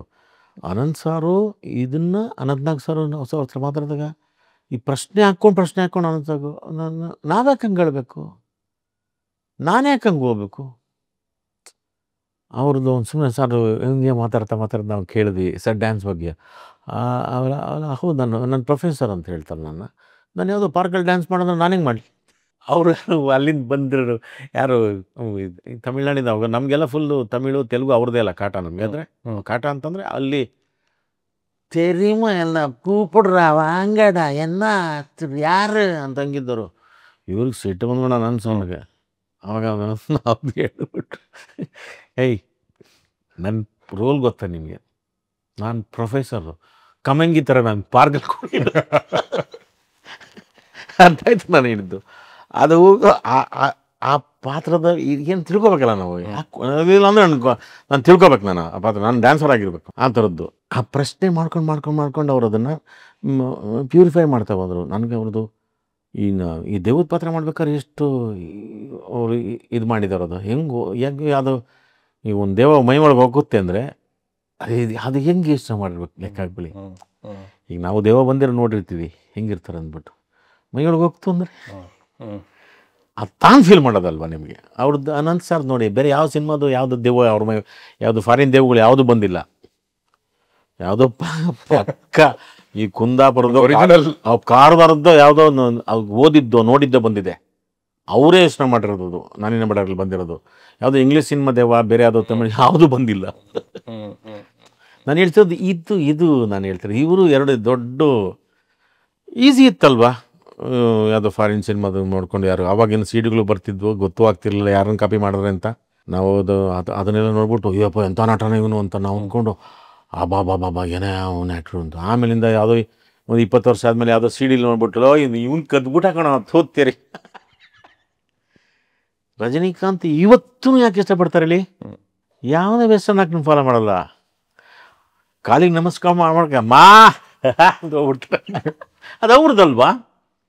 ಕರೆಕ್ಟ್ ಸರ್, ಚೆನ್ನಾಗಿದೆ. ಅಂದ್ರೆ ಯಾರಲ್ಲಿ ಸ್ವಂತಿಕೆ ಇರುತ್ತೋ ಅವರು ನಂತರ ಅವರನ್ನ ಎಲ್ಲರೂ ಅನುಕರಣೆ ಮಾಡ್ತಾರೆ. ನೀವೇ ಒಬ್ಬರ ಅನುಕರಣೆ ಆಗಿದ್ರೆ ನಿಮ್ಮನ್ನ ನೀವೇ ಒಬ್ಬರ ಮಿಮಿಕ್ರಿ ಆರ್ಟಿಸ್ಟ್ ಅಂತ. ಹೌದು, ಲವ್ಲಿ ಸರ್. ನೀವು ಇನ್ನೊಂದು ಸಂದರ್ಶನದಲ್ಲೂ ಹೇಳಿದ್ರಿ, ಈಗ ಹೇಳಿದ್ರಲ್ಲಿ ತುಂಬಾ ನನಗೆ ಆಕ್ಚುಲ್ ಆಗಿ ಆಳವಾಗಿ ಮುಟ್ಟಿದ್ದೇನು ಅಂದ್ರೆ, ಒಬ್ಬ ನಟನಿಗೆ ಅಬ್ಸರ್ವೇಷನ್ ಮುಖ್ಯ ಅಂತ ಹೇಳ್ತಾರೆ. ಸುತ್ತಲೂ ಏನ್ ನಡೀತಾ ಇದೆ ನೋಡುವಂತ. ಅದಕ್ಕೆ ಮೀರಿ ನೀವು ಇನ್ನೊಂದೇನು ಹೇಳಿದ್ರಿ ಅಂದ್ರೆ, ಆ ಅಬ್ಸರ್ವೇಷನ್, ಆ ನೋಟ, ಆ ದೃಷ್ಟಿ ಒಳಗು ಮಾಡ್ಕೊಡಿ, ಆತ್ಮಾವಲೋಕನ. ಹೌದು. ಅಂದ್ರೆ ಇಲ್ಲಿವರೆಗೂ ನಾನು ಯೂಶಲಿ ಆಯಾ ಪಾತ್ರಗಳನ್ನ ನೋಡ್ತಾ ಹೋಗ್ಬೇಕು. ರಸ್ತೆ ನೋಡ್ಬೇಕಾದ್ರೆ ಅಲ್ಲೊಬ್ಬ ಭಿಕ್ಷುಕ ಇರ್ತಾನೆ ಅವನು ನೋಡು, ಅಥವಾ ಆಟೋ ಚಾಲಕ ಇರ್ತಾನೆ ಅವನು ನೋಡು ಅಂತ ನಿಮ್ಮೊಳಗೂ ನೋಡ್ಕೊ. ಹೌದು, ಯಾಕಂದ್ರೆ ನಿಮ್ಗೆ ಗೊತ್ತಿಲ್ಲ, ನೀವು ಅಮ್ಮ, ಅಪ್ಪ, ತಂದೆ, ನಿಮ್ಮ ತಮ್ಮ ಇವ್ರ ಹತ್ರ ಹೆಂಗೆ ಬಿಹೇವ್ ಮಾಡ್ತೀವಿ ಅಂತ ನಾವು ಒಂದ್ಸರಿ ಯೋಚನೆ ಮಾಡಿದ್ರೆ ನೀವು ಎಷ್ಟು ಕೆಟ್ಟದಾಗ ಬಿಹೇವ್ ಮಾಡಿದ್ದು ಗೊತ್ತಾ. ಅಲ್ಲೇ ವೆಲ್ನೆಸ್ ಇರ್ತೀವಿ, ಅಲ್ಲೇ ಇರ್ತಾನೆ, ಅಕಸ್ಮಾತ್ ಆಟ ಅನ್ಬಿಟ್ಟು ಬಂದ್ಬಿಡ್ತೀವಿ. ಆಮೇಲೆ ಒಂದು ಕ್ಷಣ ಯೋಚನೆ ಮಾಡಿ, ನಾನು ಯಾಕೆ ಹಂಗೆ ನೋಡ್ತೀವಿ. ಅದನ್ನು ನಿಮ್ಮೊಳಗೆ ನೀವು ಅದು ಬಂದರೆ ನಿಮ್ಗೆ ಅದು ಆತ್ಮಾವಲೋಕನ ಅನ್ಸುತ್ತೆ. ನನಗೆ ಮಾಡಬಾರ್ದಿತ್ತು ಅನ್ಸುತ್ತೆ. ಒಂದ್ಸರಿ ನಾವು ಸಾಯಂಕಾಲ ಹೌದು ಹೆಂಗೆ ನಿಮ್ಗೆ ಅಸಹ್ಯ ಆಗುತ್ತಲ್ಲ ನಿಮ್ಮ ಬಗ್ಗೆ, ನಿಮಗೆ ತುಂಬ ಕೆಟ್ಟದಾಗ ಬಿಹೇವ್ ಮಾಡ್ಬಿಟ್ನಪ್ಪ ಅಂತ. ಆವಾಗ ನೀವು ಹೋಗಿ ನಾನು ಮಾಡಬಾರ್ದಿತ್ಕೊಂಡು ಸಾರಿ, ನಾನು ಆ ಗುಣ ಬರೆಸ್ಕೊಳ್ಳಿ. ಈ ಎಲ್ಲವನ್ನು ಮುಕ್ತವಾಗಿ ಇಟ್ಕೊಂಡಿರ್ಬೇಕಲ್ಲ ನಿಮಗೆ ಅಲ್ವಾ. ಅದನ್ನು ನಮ್ಮನ್ನು ನಾವು ನೋಡ್ಕೊಳ್ದೆ ಬರೀ ಬೇರೆಯವ್ರದ್ದೇ. ಒಂದ್ಸರಿ ಏನಾಗ್ಬಿಡ್ತದೆ ಅಂತಂದರೆ, ನಮಗೆ ಪ್ರಾರಂಭದಲ್ಲಿ ನೋಡಿ ಅಂತ ಹೇಳ್ಬಿಟ್ಟಿದ್ರಲ್ಲ, ನಾವು ನಾವು ಎಲ್ಲ ನೋಡ್ತಾ ಇದ್ದಿದೆ. ಸಾವಿನ ಮನೆಗೆ ಹೋದ್ರು ನೋಡ್ತಿರೋದು ಎಲ್ಲನೋ, ಏನು ಯಾರು ಹೇಳ್ತವ್ರೆ, ಹೆಂಗೆ ಹೇಳ್ತವ್ರೆ, ಹೆಣ ಹಿಂಗೆ ಮಲ್ಕೊಂಡೈತೆ ಎಲ್ಲ ನೋಡ್ತಿದ್ವಿ. ಆಮೇಲಿಂದ ಆವಾಗ ಹೇಳಿದ್ರು ಮೇಷ್ಟ್ರು, ನೀನು ನೋಡ್ಕೊಂಡ ಆ ಟೈಮಲ್ಲಿ ನಿನ್ಗೆ ದುಃಖ ಆಯ್ತಾ? ಯಾವ ಒಬ್ಬೊಬ್ರು ಎಷ್ಟು ಇದು, ಅದು ನೀನು ನೋಡ್ಕೊಳ್ಳೋದು ಅಂತ ಎಷ್ಟು ಸತ್ಯ ಅನಿಸ್ಬಿಡುತ್ತಿಲ್ಲ ನೋಡಿ. ಅದರಿಂದ ನಮಗೆ ಮೇಷ್ಟ್ರು ಅಂದರೆ ನಾವು ತಿಳ್ಕೊಂಡಿದ್ದೆಲ್ಲ ಬಂದಿದ್ದೆಲ್ಲ ನಮ್ಗೆ ರಂಗಾಯಣದಲ್ಲಿ ಹೇಳ್ಕೊಟ್ಟಿದ್ದು ಒಂದು 20% ಹಾಕೋಕ್ಕಾಗಿಲ್ಲ. ನಾನು ಅಲ್ಲಿ ಸಾವಿರಾರು ಶೋ ಮಾಡಿದ್ದೆ, ರಂಗಭೂಮಿಲಿ ಎಲ್ಲ ಕಡೆಗೂ ನಾವು ಪ್ರಪಂಚದಾದ್ಯಂತ ಎಲ್ಲ ಕಡೆಗೂ ನಮ್ಗದೊಂದು ಅವರನ್ನು ನಮ್ಗೆ ಹಾಕ್ಕೊಟ್ಟ ಅವಕಾಶ. ಅದು ಅಮೇರಿಕಾ ಆಗ್ಬೋದು, ಕನ್ನಡ ನಾಟಕ ಆಗ್ಲೇ ಹೋಗ್ಬಿಟ್ಟಿದ್ರಿ ರಂಗಾಯಣದ 92ಕ್ಕೆ ಕರ್ಕೊಂಡು ಹೋಗ್ಬಿಟ್ರು. ಅಲ್ಲೆಲ್ಲ ಫುಲ್ ಜರ್ಮನಿ, ಅಮೇರಿಕಾ ಅಲ್ಲೆಲ್ಲ ಮಾಡಿಸಿದ್ರು. ಆಮೇಲೆ ಇಂಡಿಯಾ ಫುಲ್ ಟೂರ್ ಮಾಡಿಸಿದ್ರು. ಎಲ್ಲವೂ ಕನ್ನಡನೇ ಮಾಡಿಸಿದ್ದು. ಅಲ್ಲಿ ನಮಗೆ ಅವರು ಅದನ್ನು ಅವ್ರಿಗೆ ಹೇಳಿದ ರೀತಿ, ಯಾಕಂದರೆ ಅವ್ರಿಗೆ ಎಷ್ಟು ಮೇಷ್ಟು ಕೋಪ ಬರ್ತಿರ್ಲಿಲ್ಲ. ಎಲ್ಲ ತೆಗೆದಿಲ್ಲೇನೋ ಯಾವುದನ್ನು ತೆಗೆದೇನೋ ಹಾಕ್ಬಿಡ್ತಂದ್ರೆ ಯಾಕೆ ಕೆಟ್ಟು ಕೋಪ ಬಂದ್ಬಿಡೋದು ಅವ್ರಿಗೆ. ಅಂದರೆ ನನಗೆ ಆ ಚಟ ಬಿಡಿಸೋರ್ಗೂ ಬಿಡ್ತಿರ್ಲಿಲ್ಲ ಅವರು. ದುರ್ನಡತೆ ಅದು, ಕೆಟ್ಟ ಅಂದರೆ ಅವ್ನಿಗೆ ರೆಸ್ಪೆಕ್ಟೇ ಮಾಡ್ತಿರಲಿಲ್ಲ. ಅದು ತುಂಬ ಯಾಕೆ ಹಂಗೆ ಮಾಡ್ತೀರಂತ ಹಿಂಗೆ ಕೋಪ ಮಾಡ್ಕೊಂಬಿಡ್ರು. ಅವನೇನೋ ಅವ್ನ ಮುಗ್ಧತೆ ಕಾಣಬೇಕು, ಅವ್ನು ಯೋಚನೆ ಮಾಡಿದ್ದ ಅಂತ ಅನಿಸ್ಬೇಕು. ಇದು ಪ್ರೇಕ್ಷಕರಿಗೂ ಅಪ್ಲೈ ಆಗುತ್ತೆ. Correct sir. ಹಾಗಾಗಿನೇ ನೀವು ಇನ್ನೊಂದು ಸಂದರ್ಶನದಲ್ಲಿ ಹೇಳಿದರೆ ರಂಗಭೂಮಿ ಬರೀ ನಿಮಗೆ ನಟನೆಯನ್ನು ಕಲಿಸ್ಲಿಲ್ಲ, ಜೀವನದ ಒಂದು ಪರ್ಸ್ಪೆಕ್ಟಿವ್ ಅನ್ನ ತೋರಿಸ್ಕೊಡ್ತು ಅಂತ. ನೀವು ಮನುಷ್ಯನಾಗಿ ಮಾಡೋದು ನಿಮ್ಮನ್ನ, ನಿಮಗೆ ಒಂದು ಸಮಾಜದಲ್ಲಿ ಹೆಂಗೆ ಬದುಕಬೇಕು, ಎಲ್ಲರ ಜೊತೆ ಹೆಂಗೆ ಬದುಕಬೇಕು. ನಮಗೊಂದು ಒಂದು ಫಸ್ಟು ಇಂಟರ್ವ್ಯೂಗಿಂತ ಮುಂಚೆ ಒಂದು ವರ್ಕ್ಶಾಪ್ ಮಾಡೋ ನಮ್ಗೆ ಒಂದು ಇದು ಮಾಡಿಸ್ತಾರೆ. ರಂಗಾಯಣಕ್ಕೂ ಇಂಟರ್ವ್ಯೂ ಇತ್ತು. ಹೌದು, 1 ವರ್ಷ ಆಯ್ತು ಇಂಟರ್ವ್ಯೂ. ಅದು ನೀನು ಒಬ್ಬನೇ ಒಂದು ಪಾತ್ರವನ್ನು ಹೆಂಗೆ ಮಾಡ್ತೀಯ, ಇಬ್ಬರು ಸೇರ್ಕೊಂಡಾಗ ಹೆಂಗೆ ಮಾಡ್ತೀಯ, 5 ಜನ ಸೇರ್ಕೊಂಡಾಗ ಹೆಂಗೆ ಮಾಡ್ತೀಯ, 54 ಜನ ಸೇರ್ಕೊಂಡು ಏನು ಮಾಡ್ತೀರಾ. ನಿಮಗೆ ಸ್ಕೋಪಲ್ಲಿ ಇಲ್ಲ, ನನ್ನ ಕಡೆಗೆ ಅಲರ್ಟ್ ಇಲ್ಲ ಅಂದರೆ ನೀವು ಮಾಡೋದೇ ಇಲ್ಲ, ಮೂಲೆಯಲ್ಲಿ ಕೂತಿರ್ತೀರಾ. ಅದು ಹೇಳ್ಬಿಟ್ಟು ಯಾಕೆ ನೀನು ಒಬ್ಬನೇ ಸಿಕ್ಕಿದಾಗ ಎಷ್ಟೆಲ್ಲ ಮಾಡ್ಬಿಟ್ಟೆ, ಇಬ್ಬರು ಸಿಕ್ಕಿದಾಗ ಕಿತ್ಕೊಳಕ್ಕೆ ಹೋದೆ, 5 ಜನ ಸಿಕ್ಕಿದಾಗ ಡಾಮಿನೇಟ್ ಮಾಡೋಕ್ಕೆ ಹೋದೆ, 54 ಜನ ಸಿಕ್ಕಿದಾಗ ಎಲ್ಲಿ ಕಾಣಲಿಲ್ವ ಯಾಕೆ ಅಂತ ಅಂದರೆ ಸುಮ್ಮನೆ ಇರೋದು ಇದೆಯಲ್ಲ, ಅದು ತುಂಬ ಕಷ್ಟ. ಹೇಳ್ತೀನಿ ಕೇಳಿ, ಅದು ನಮ್ಮಲ್ಲಿ ಹೇಳ್ಕೊಡ್ತೀರ. ತುಂಬ ಕಷ್ಟವಾದ ಆ್ಯಕ್ಟ್ ಮಾಡೋದು ಯಾವುದು ಸ್ಟೇಜ್ ಮೇಲೆ ಅಂತ. ಒಂದು ಶೃಂಗಾರ, ಇನ್ನೊಂದು ಸಾವು. ಯಾಕೆ ಸರ್? ನಿಮಗೆ ಪ್ರೇಕ್ಷಕ ಅಲ್ಲೇ ಇರ್ತಾನೆ. ನಿಮಗೆ ಪ್ರೇಕ್ಷಕ ನಿಮ್ಗೆ ಅವನ ಕಣ್ಣು ಕಾಣುತ್ತೆ, ಅವನ ಉಸಿರಾಟ ಕೇಳುತ್ತೆ. ಸರಿ. ಅದಕ್ಕೆ ನಾಟಕದಲ್ಲಿ ಶೃಂಗಾರ ಇದೆಯಲ್ಲ, ಅದನ್ನು ನಿಮ್ಗೆ ಸಿನಿಮಾದಷ್ಟು ಹಂಗೆ ಹೋಗ್ಬಿಟ್ಟು ಅದು ಸಜೆಸ್ಟಿವ್ ಆಗುತ್ತೆ, ಏನೋ ಶಾಡೋ ಆಗುತ್ತೆ, ಒಂದು ಸಣ್ಣದು ಏನೋ ಒಂದು ಥರದಲ್ಲಿ ಇದಾಗುತ್ತೆ, ಒಂದು ಸನ್ನೆಗಳು ಮೂಲಕ ಮುಗಿಸ್ಬಿಡ್ತಾರೆ. ಅವ್ನ ಪ್ರೇಕ್ಷಕ ಬಾಬಾ ನನ್ನ ಜೊತೆ ಅಂತ ಕರ್ಕೊಂಡು ಅವ್ನು ಡಿಸ್ಟರ್ಬ್ ಮಾಡ್ಬಿಡ್ತೀವಿ. ಇಲ್ಲ ನಾಟಕ ನಾವು ಏನೋ ನಿಜವಾಗಿ ಮಾಡ್ತೀರ ನಾಟಕ ಅಂತ ಹೋಗ್ಬಿಡ್ತೀವಿ. ಅವ್ನು ಪೂರ್ತಿ ತಗೋಬಾರ್ದಲ್ಲ. ಅವ ನೀವು ಹೇಳಿದ ನನಗೆ ಎಲ್ಲ ನೆನಪಾಗುತ್ತೆ ಅಂದರೆ ಅಕ್ಕ ಮಹಾದೇವಿ ಬಗ್ಗೆ ಅವ್ರು ಹೇಳ್ತಾರೆ. ಒಂದು ಪ್ರಶ್ನೆ ಬಂತು, ಅಂದರೆ ಇದು ಶತಾವಧಾನಿ ಗಣೇಶ್ ಅವ್ರು ಹೇಳಿದ್ದೋ ಗುರುರಾಜ್ ಕರ್ಜಿಗೆ ಅವ್ರು ಹೇಳಿದ್ದೋ ನಂಗೆ ನೆನಪಿಲ್ಲ, ಬಟ್ ಆ ರೀತಿ ಯಾರೋ ಬಹರು ಅವರೇನು ಹೇಳ್ತಾರೆ ಅಂದರೆ, ಈಗ ಅಕ್ಕಮಹಾದೇವಿ ನೀವು ಯಾವುದೇ ಫೋಟೋ ನೋಡಿದ್ರೆ ಇಲ್ಲಿ ಈ ಭಾಗದಲ್ಲಿ ಕೂದಲಿರುತ್ತೆ ಅಂತ. ಅದಕ್ಕೆ ಅವರು ಕೊಡೋ ಒಂದು ಉತ್ತರ ಏನು ಅಂದರೆ, ವ್ಯಾಖ್ಯಾನ ಏನು ಅಂದರೆ, ನಾನು ಎಲ್ಲವನ್ನೂ ತ್ಯಜಿಸಿ ಬರಬಲ್ಲೆ, ನಿಮಗೆ ಅದು ತಡ್ಕೊಳಕ್ ಶಕ್ತಿ ಇರಲ್ಲ ಅಂತ. ನೀವು ಹೇಳ್ತಿರೋದು ನನಗೆ ಅಲ್ಲಿಗೆ ಹೋಗ್ತಾ ಇದ್ದೀನಿ. ನಾನೀಗ ಶೃಂಗಾರವನ್ನು ನಾನು ಸ್ಟೇಜ್ ಮೇಲೆ ತೋರಿಸ್ಬಿಡ್ಬಲ್ಲೆ ಬೇಕಿದ್ರೆ ನಿಮಗೆ, ಆದ್ರೆ ಆ ಡಿಸ್ಟೆನ್ಸ್ ಅನ್ನ ನಾವು ಕಾಪಾಡ್ಕೋಬೇಕಾಗತ್ತೆ ಪ್ರೇಕ್ಷಕರಾಗಿ. ಹೌದು, ಅಲ್ಲಿ ಫೋರ್ತ್ ವಾಲ್ ಇರಲ್ಲ. ಕರೆಕ್ಟ್. ನಿಮ್ಗೆ ಸಿನಿಮಾಗ ಸಮಸ್ಯೆ ಲವ್ಲಿ. Fourth wall. ಅದಕ್ಕೆ ಅದು ಎರಡು ತುಂಬ ಚಾಲೆಂಜಿಂಗ್. ಎಲ್ಲ ಡೈರೆಕ್ಟ್ರಿಗೆ ಹೆಂಗೆ ಮಾಡ್ತಾನೆ ಅದನ್ನು. ಈಗ ಸಾವು ಒಂದು ಹೆಣಾದ ಅಂತಂದರೆ ನೀವೇನೋ ಗೊತ್ತಿಲ್ಲ, ಅದು ಕಣ್ಣು ಉಸಿರಾಟವೋ ಎಷ್ಟೊತ್ತು ಹಿಡ್ಕೊತೀರೋ ತುಂಬ ಚಾಲೆಂಜ್ ಅಂತ. ಈ ಶೃಂಗಾರನೂ ಅಷ್ಟೇ. ಅವೆರಡೂ ಹೌದಲ್ವ, ನಮಗೂ ಅನಿಸುತ್ತೆ ಅದು ಹೌದಲ್ಲ. ಅಲ್ಲಿ ಸ್ವಲ್ಪ ಅಸಭ್ಯ ಆದರೂ ನಾವು ಅಲ್ಲಿ ಕೂತಿರೋ ಅದೇನೋ ಅಸಹನೆ ಬಂದ್ಬಿಡುತ್ತೆ ಸುತ್ತು. ಅದು ನಿಮ್ಗೆ ಹೆಂಗೆ ಕೇಳಿಸುತ್ತೆ, ನಿಮ್ಗೆ ಅದು ನಟರಿಗೆ ಕೇಳಿಸುತ್ತೆ. ನಿಮ್ಗೆ ಅವ್ರ ಸಹಾನುಭೂತಿ ಹಿಂಗೆ ಮಾಡ್ತಿರ್ಬೇಕಾದ್ರೆ, ಯಾಕಂದರೆ ನಿಮ್ಗೆ ಅಷ್ಟು ಕಣ್ಣುಗಳು ನಿಮ್ಗೆ ಕಾಣುತ್ತೆ.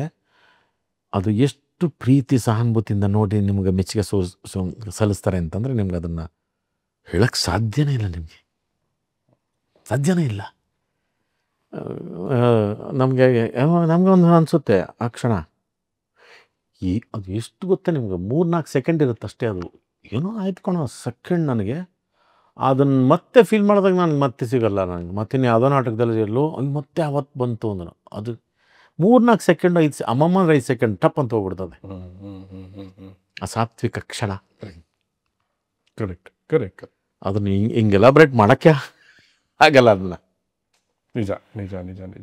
ಆದರೂ ಇನ್ನೊಂದು ಹೇಳ್ತಾರೆ ಸರ್, ಏನು ಅಂದರೆ, ಒಬ್ಬ ಕಲಾವಿದ ಎಲ್ಲ ಅದ್ಭುತವಾದ ಕಲಾವಿದನಾಗಿರ್ಬೋದು, ಆತನಿಗೆ ಅದನ್ನ ವ್ಯಾಖ್ಯಾನಿಸೋ ಶಕ್ತಿ ಇರಲ್ವೇರ ಕೆಲವೊಮ್ಮೆ ಅಂತ. ಬಟ್ ನಿಮ್ಗೆ ಅದು ಇದೆ. ಹಾಗಾಗಿ ಈ ಇಂತಹ ಸಂದರ್ಶನಗಳು ಈ ಒಂದು ಚಿತ್ರಕ್ಕೆ ಮಾತ್ರವಲ್ಲ, ನನ್ನ ಪ್ರಕಾರ ಸಾರ್ವಕಾಲಿಕವಾಗಿ ಉಳ್ಕೊಳ್ಳುತ್ತೆ ಅಲ್ಲಿ. ಯಾಕಂದರೆ ಆಡಿಯನ್ಸ್ ನೋಡ್ತಿರ್ತಾರೆ, ಅಲ್ಲಿ ಎಷ್ಟೋ ಜನ ಆಸ್ಪೈರಿಂಗ್ ಆ್ಯಕ್ಟರ್ಸ್ ಇರ್ತಾರೆ, ಅವರೆಲ್ಲ ತಿಳ್ಕೊಳ್ತಾರೆ. ನಂಗಂತೂ ತುಂಬ ಮಜಾ ಬರ್ತಾರೆ ಸರ್.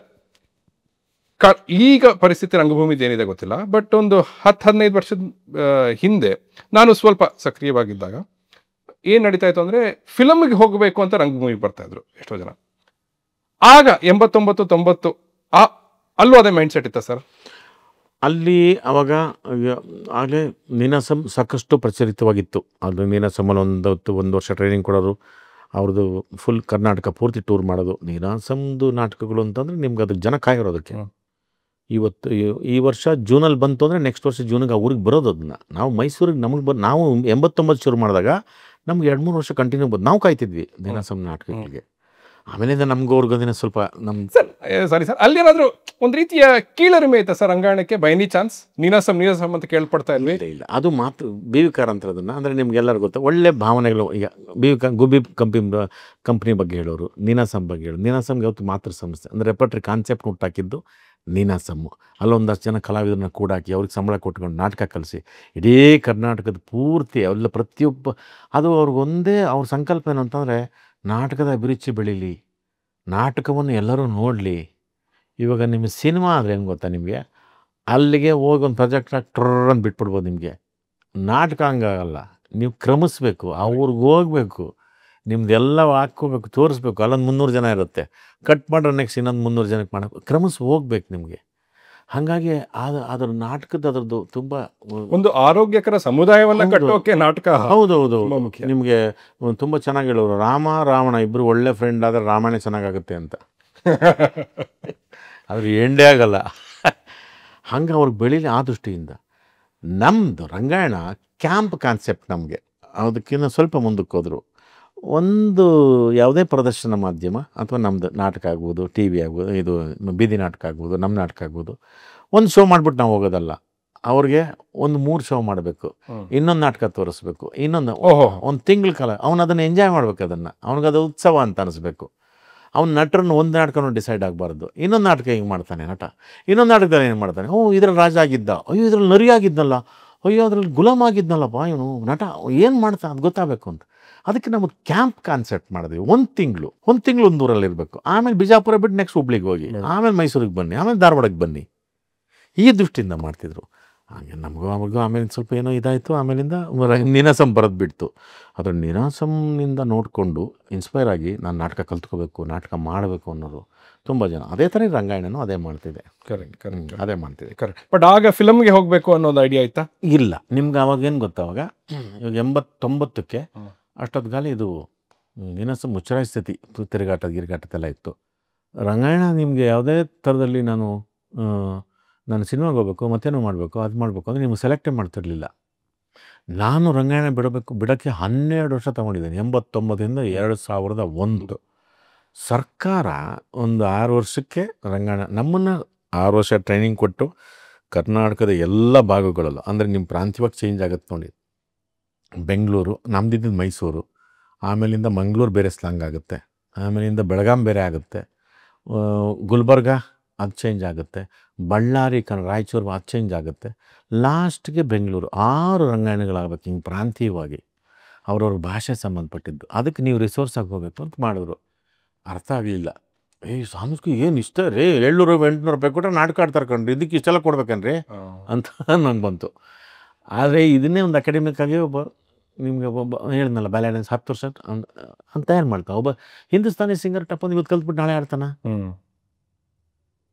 ಕರೆಕ್ಟ್. ಅದು ಕಲ್ತ್ಕೊಳಕ್ಕೆ ಆಗಲ್ಲ ನಿಮಗೆ ಅಲ್ವಾ.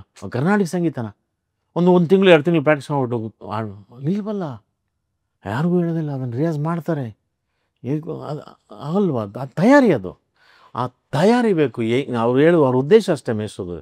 ನೀನೇನೋ ಕಲ್ತ್ಕೋಬೇಕಂದ್ರೆ ಅದಕ್ಕೊಂದು ಫಸ್ಟ್ ಕಲ್ತ್ಕೊಂಡು ಆಮೇಲೆ ನಿಮ್ಗೊಂದು ಬರುತ್ತೆ. ಆಮೇಲೆ ನಮ್ಗೆ ಫಸ್ಟ್ 3 ವರ್ಷ ಹೋದ್ರೆ ನಮ್ಗೆ ಆಡಿಯನ್ಸೇ ತೋರಿಸಿರಲಿಲ್ಲ. 3 ವರ್ಷ ಆಡಿಯನ್ಸೇ ತೋರಿಸಿಲ್ಲ ನಮಗೆ. ಆ 3 ವರ್ಷ ಆದಮೇಲೆ ಇನ್ವೈಟ್ ಶೋ ಅಂತ ಮಾಡಿದ್ರು. ಇವಾಗ ನಿಮಗೆ ರಂಗಾಸಕ್ತರು, ನೀವು ಅವರು ಇವರು ಎಲ್ಲರೂ ನಿಮ್ಮನ್ನು ಒಂದು 25 ಜನ ಕರ್ಕೊಬರೋದು, ಒಂದೇನೋ ಒಂದು ಇಂಪ್ರೂವೈಸ್ ಮಾಡಿ ನೋಡಿ ಹೆಂಗಿದೆ ಹಂಗೆ ತೋರಿಸ್ತಾಯಿದ್ರು. 4-5 ವರ್ಷ ಆದಮೇಲೆ ನಮಗೆ ಪ್ರೇಕ್ಷಕರನ್ನ ಫೇಸ್ ಮಾಡೋಕ್ಕೆ ಬಿಟ್ಟಿದ್ದು. ಇವತ್ತು ಸುಮ್ಮನೆ ನೋಡ್ಬಿಟ್ಟು ಇವತ್ತು 1 ತಿಂಗಳು ನಾಟಕ ಮಾಡಿಬಿಟ್ಟೆ ನಾನು ಥಿಯೇಟ್ರ್ ಆರ್ಟಿಸ್ಟ್ ಅಂದ್ಕೊಂಡು ಹೋಗ್ಬಿಟ್ಟು ನಾನು ಥಿಯೇಟ್ರಿಂದ ಬಂದಿದ್ದೀನಿ, ಥಿಯೇಟ್ರಿಂದ ಬಂದಿದ್ದೀನಿ ಅಂತ. ಸರ್ ನೀವು NSDM ಹೇಗೆ ನೋಡ್ತಾ ಇದ್ರಿ ಆಗ? NSD ಅಲ್ಲಿ ವಿವೇಕಾನಂತರು NSDಯಿಂದನೇ ಬಂದಿದ್ದು, ಜಯತೀರ್ಥ ಜೋಶಿ NSDಯಿಂದ ಬಂದಿದ್ದು, ಸಿ ಬಸವಲಿಂಗಯ್ಯ NSDಯಿಂದ ಬಂದಿದ್ದು, ಆಮೇಲೆ ರಘುನಂದನ್ NSDಯಿಂದ ಬಂದಿದ್ದು. ಆಮೇಲೆ ಅಷ್ಟೊತ್ತಿಗಾಲ ಮೇಷ್ಟ್ರು ವಿವೇಕಾನಂತರು NSDಯಿಂದ ಮುಗಿಸಿ ರಂಗಮಂಡಲ್ ಮಾಡಿ ಅಲ್ಲೊಂದು ಇಶ್ಯೂ ಆಗುತ್ತೆ. ಅಲ್ಲಿಂದ ಅದನ್ನು ರಾಮಕೃಷ್ಣ ಹೆಗಡೆ ಅವರು, MP ಪ್ರಕಾಶ್ ಅವರು, ಚಿರಂಜೀವಿ ಸಿಂಗು, ವಿಠಲಮೂರ್ತಿ ಅವರೆಲ್ಲ ಡೆಲ್ಲಿ ಒಳಗೆ ಪುರಾಣ ಕೆಲದಲ್ಲಿ ಒಂದು ನಾಟಕ ನೋಡ್ತಾರೆ. ಇವ್ರದ್ದು ಎಂತ ಅಲ್ಕಾಜಿ ಅವ್ರದ್ದು ತುಘಲಕ್ಕು. ಈ ಥರದ್ದು ಒಂದು ಸಂಸ್ಥೆ ನಮ್ಮ ಕರ್ನಾಟಕಕ್ಕೆ ಯಾಕೆ ಮಾಡಬಾರ್ದು ಅಂತ ಕಾರಂತರ ಕೇಳ್ತಾರೆ. ಮಾಡ್ಬೋದು ಅಂತ ಅಂತಾರೆ ಇವರು. ಮತ್ತು ಮಾಡಿ ಅಂತಾರೆ. ಆಗ ಅಷ್ಟೊತ್ತಿಗೆ NSD ಮುಗಿಸಿ ಇಲ್ಲಿ ಭಾರತ್ ಭವನಲ್ಲಿ ರಂಗಮಂಡಲ ಮುಗಿಸಿ ರಂಗಾಯಣ ಇಲ್ಲಿ ಸ್ಥಾಪನೆ ಮಾಡ್ತಾರೆ 1988ರಲ್ಲಿ. ಹಾಗಾಗಿ ನಮಗೆ ಅಲ್ಲಿದು 3 ವರ್ಷ, ಇದು ನಮ್ದು 6 ವರ್ಷ ಟ್ರೈನಿಂಗು ಸಾಲದು ಅಂಥೇಳಿ. ಅಲ್ಲದು 3 ವರ್ಷ ಅವ್ನು ಟ್ರೈನಿಂಗ್ ಕಲ್ತ ಮೇಲೆ 3 ವರ್ಷದಲ್ಲಿ ಕೆಲಸ ಮಾಡಲಿ, ಅವನಿಗೆ ಟ್ರೈನಿಂಗ್ ಕೊಟ್ಬಿಟ್ಟು ನಾವು ಸಿನಿಮಾ ಆ್ಯಕ್ಟರ್ ಆಗಿ ಕಳಿಸ್ಬೇಕು. ಅವನು ಯಾರಿಗೆ ಯೂಸ್? ಅದನ್ನ ಸರ್ಕಾರ ದುಡ್ಡು ಕೊಟ್ಟಿದೆ. ರಂಗ ಸಾಧ್ಯತೆಗಳನ್ನು, ರಂಗಭೂಮಿ ಅನ್ನೋದನ್ನು ನಮ್ಗೆ ಅದಕ್ಕಿಂತ ಹೆಚ್ಚಾಗಿ ಒಂದು ಸಾಂಸ್ಕೃತಿಕ ಒಂದು ಪ್ರಜ್ಞೆಯನ್ನು ಬೆಳೆಸೋದಕ್ಕೆ, ಒಂದು ಸಾಹಿತ್ಯ ಆಗ್ಬೋದು, ಕಲೆ ಆಗ್ಬೋದು, ಹಾಡೋದು, ಕುಣಿಯೋದು, ಚಿತ್ರಕಲೆ, ಶಿಲ್ಪಕಲೆ ಇವೆಲ್ಲ ತಿಳ್ಕೊಂಡು ಅವೆಲ್ಲ ಯಾಕೆ ಮನುಷ್ಯನಿಗೆ ಅವಶ್ಯಕತೆ ಇದೆ? ಈಗ ಅದಕ್ಕೆ ನಿಮಗೆ ಪಂಚೇಂದ್ರಿಯಗಳ ಜೊತೆಗೆ 6ನೇ ಇಂದ್ರಿಯ ಯಾವುದು ಅಂದರೆ ಸಂಸ್ಕೃತಿ, ನಾಟಕ ಅಂತ ಹೇಳ್ತಾರೆ. ಅಲ್ಲೇ ನಿಮಗೆ ಮನುಷ್ಯನ ಮಾಡೋದು. ಜಾತಿ ಜಾತಿ ಗೀತಿ ನಮ್ಮ ಸಿನಿಮಾದಲ್ಲಿ ಯಾರನ್ನ ಜಾತಿ ಕೇಳ್ತಾರೆ ನೀವು? ಅವ್ನು ನೋಡ್ತಾರೆ, ಕಣ್ಣು ಚೆನ್ನಾಗಿದೆ, ಮೂಗು ಚೆನ್ನಾಗಿದೆ ಕಣ, ರೋಲ್ ಸೆಟ್ ಆಗ್ತಾನೆ ಕಣ, ಅಷ್ಟೇ. ಅವ್ನು ಜಾತಿ ಕೇಳೋದಿಲ್ಲ. ಅದಕ್ಕೆ ಇದು 6ನೇ ಇಂದ್ರಿಯ. ನಾಟಕಕ್ಕೂ ಅಷ್ಟೇ. ನಿಮಗೆ ಎತ್ತರವಾಗಿದ್ದಾರೆ, ಚೆನ್ನಾಗಿ ಅವ್ನು ಕಣೆ, ಅವ್ನು ತೊಡೆಗೆ ನೋಡಿ ಹೆಂಗೆ ಹಂಗೆ ನಿಂತ್ಕೋಬೋದು ಅಂತ.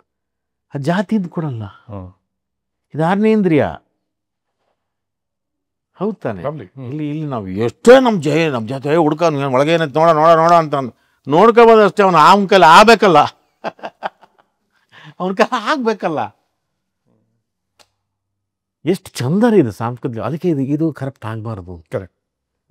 ಕರಪ್ಟ್ ಆಗಬಾರ್ದು ಇದು. ಅದಕ್ಕೆ ಆದಷ್ಟು ನಿಮ್ಮ ಎದುರಿಗಿದೆ ಸರ್.